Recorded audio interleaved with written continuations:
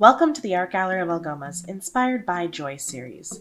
Today we will be making art inspired by Pat Caldwell's Casserole Caddy.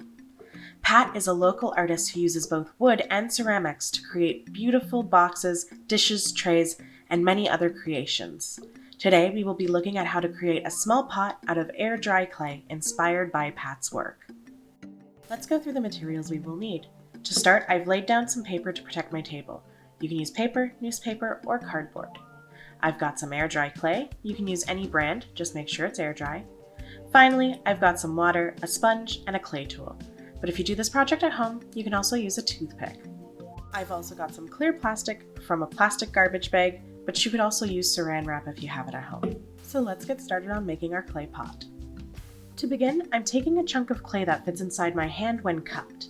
The more clay you have, the harder it can be to work with, so if you're starting out, it's best to make a smaller pot. I'm rolling out the chunk of clay on my table and in my hands, pushing all the pieces together and making it nice and round. Once you've created a clay ball, push your thumb into the clay to start a hole. Be careful not to push all the way through your clay, and make sure the walls of your pot stay thick enough so it doesn't break.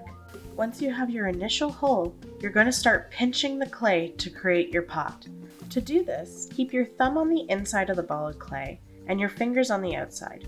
Push your thumb against the wall of the pot towards your fingers on the outside and pinch the walls to the size you want. Continue to pinch around the base of the pot, slowly moving towards the top. Take your time with this part, as you don't want to cause your pot to become misshapen. Once you're done working with the base and you're happy with how your pot is looking, start to work on the top and the edges, making it the right thickness and smoothing them out.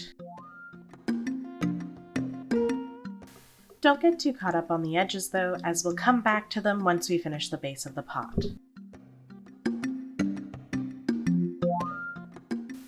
To make the base of the pot, make sure the bottom is flat and then put it aside.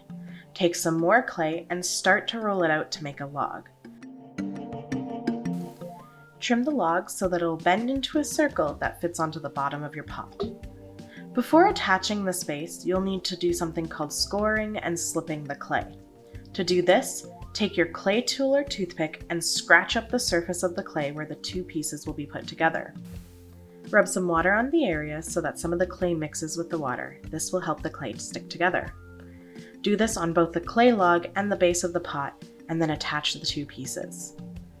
Blend the two pieces together with your finger or a tool until it looks like they are one piece of clay with no seams.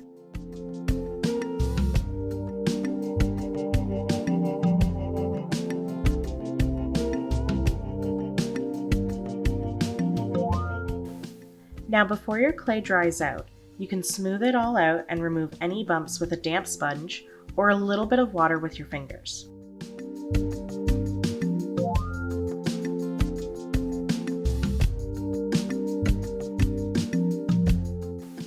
Now if you want, you can use a toothpick or a clay tool to carve out some designs on the outside of your pot. Just make sure to be careful not to break through to the inside and smooth it out when you're done. An easy trick to keep your designs nice and smooth is to lay a piece of plastic on top of the clay and then lightly press with your tool. When you remove the plastic, your designs will be very smooth. Once you're finished your designs, finish up any last touches on your pots, fixing your edges or any bumps, and once you're all finished, let your clay pot dry. Be careful not to move it too much while it's drying, and know that it could take a couple of days to fully dry before it's ready to move. And there you go, you have a small clay pot inspired by Pat Caldwell's Casserole Caddy.